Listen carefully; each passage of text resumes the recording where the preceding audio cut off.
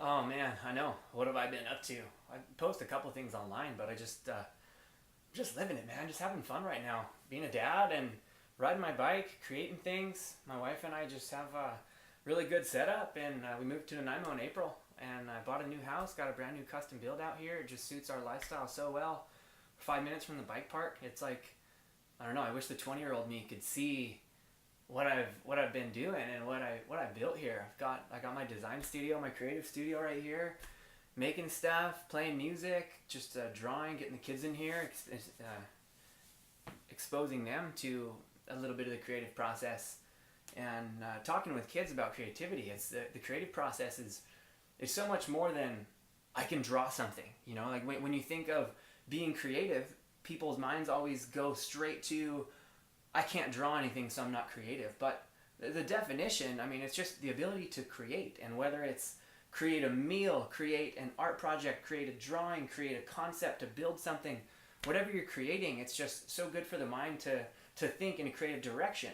And a lot of people, like I said, just funnel it into arts and crafts or drawing. And there's so much more to it. Where if I have like if I'm having a discovery meeting with a new client and I'm trying to learn what they're after, what their goals are, what their vision for the brand or product, whatever it is, I just really try to tap into my own creative process and ask the right questions to where they turn their creativity on. And often people leave like wondering where the hell they came up with that content, because provoking them, like asking the right questions and getting their mind thinking in a complete different way about their vision, you know, what they see building and whatnot.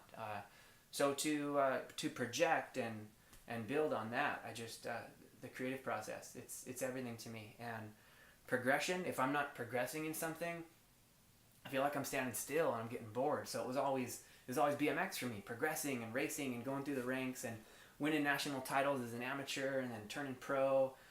Back when I was A Pro in the year 2001, there was an A Pro series for the title, and it was me versus Javier Colombo. We battled. He beat me.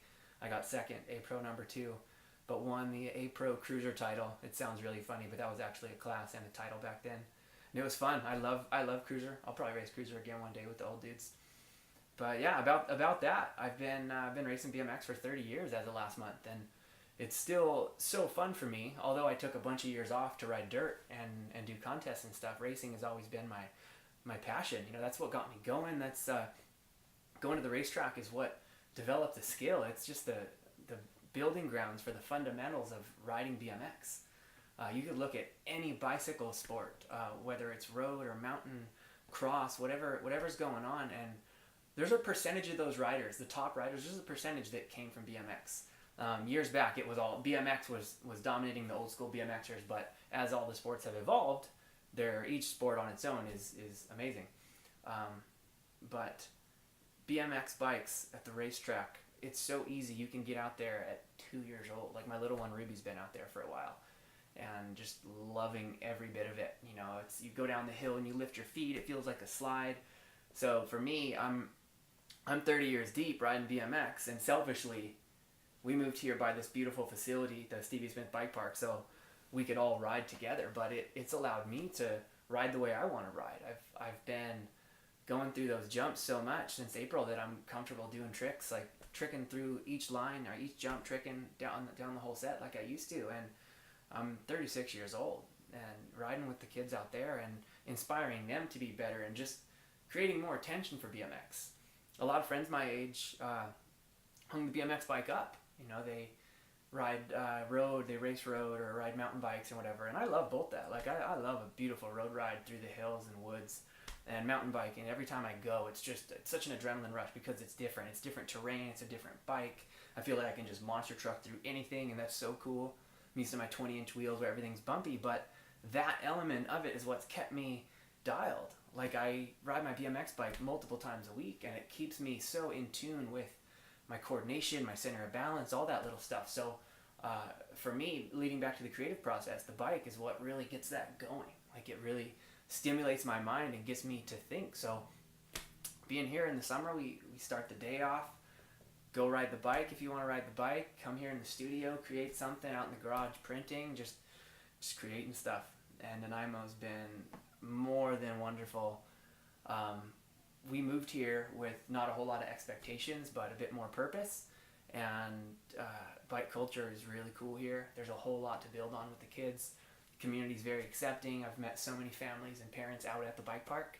I'll show up random Tuesday at 10 a.m. and mom and dad, kids, and I get to talk to them about it. You know, I've helped a lot of kids get out to the racetrack on Wednesday night talking about race night, and no, what is it? And just talk to them about it. And the way, as a parent, any of the parents out at the track, if you're speaking to someone outside of BMX about racing, it sounds really attractive, but to the people that aren't aware and they just think BMX, often when I talk about it, yeah, you got to bring your kid out to ride BMX, and the kid's like 5 or 6 or 4 even, and they're like, oh no, BMX, because it's got that stigma, you know, you see it on TV and it's dangerous and people are crashing and breaking bones and bloody face.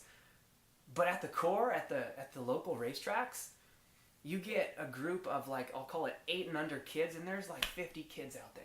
They're going nuts. They're all riding together. They're having fun. At our local track at Nanaimo BMX, we've got the racetrack. So on race nights, there's 50 kids at the track, riding at the bike park next door, kids pushing themselves, jumping the jumps, going through the pump track. And the progression I've seen in just one season here at a local track is amazing. So for me, with my 30 years in, my skill set on the racetrack and dirt jumping, and being a father and teaching my kids from the very beginning, it's allowed me to put everything, I kind of triangulate off it all and put it together into one package to me being here in Nanaimo and loving it.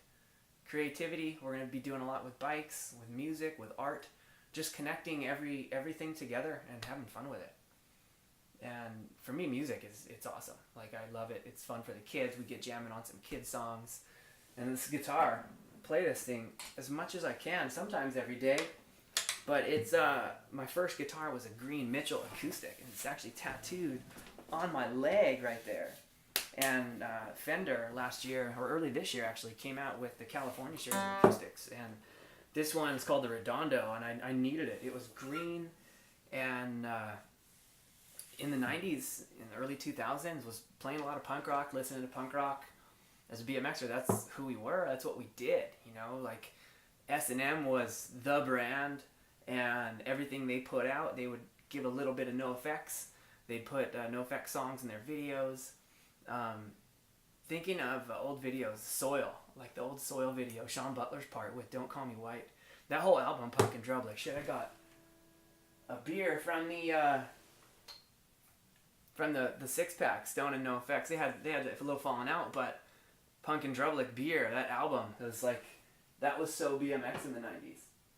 Everybody knew of it because it was in all the videos, and I feel like where punk rock was heading in the 90s, like, every band was trying to sound like NOFX. Had a little band in high school, we played some punk songs, and NOFX was always like we'd listen to it, we'd get pumped up, and we wanted to sound like them, and getting this guitar just kind of took me back. So I've been jamming some old punk songs, and if you remember Punk and Drublick, you'll remember this song. But it's a good time. I'm gonna try to play. I'm not gonna try. I'm going to play Linoleum by NOFX. Song 1 off the Punk and Drublick album. So if you had that cassette tape or CD, if you put it in, it's the first song you'd hear. And generally, you wouldn't play something like that on an acoustic guitar. But I always play by myself, and it's what I play. It's how I play. And yeah, I'm gonna play my version of it. Let's jam the shit.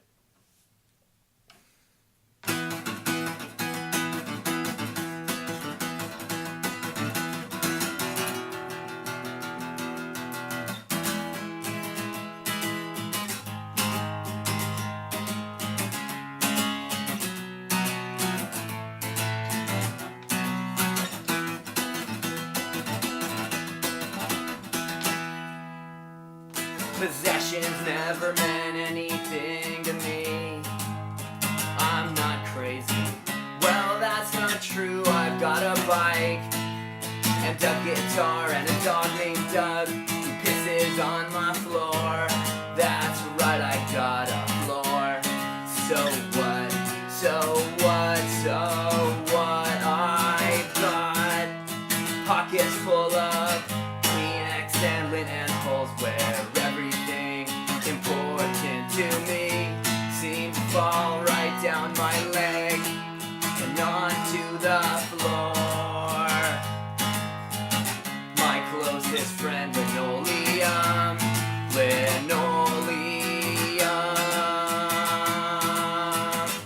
supports my head, gives me something to believe. That's me on the beachside, combing the sand, metal meter in my hand, sporting a pocket full of change. That's me in the street with the violin under my chin, laying with a grin, singing gibberish. That's me on the back of the bus. That's me in the cell. That's me inside your head. That's me inside your head.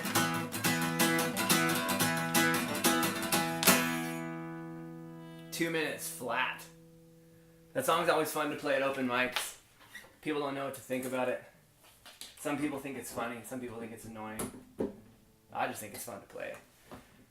I don't get out and ride my bike as many days a week as I'd like to, like I used to, so music's kind of filled that gap for me, like at least for a creative outlet. And I could just get in here and jam out some songs, play kid songs all the time, and have some fun with it. So for me, music is it's right there with BMX for me as far as my outlet.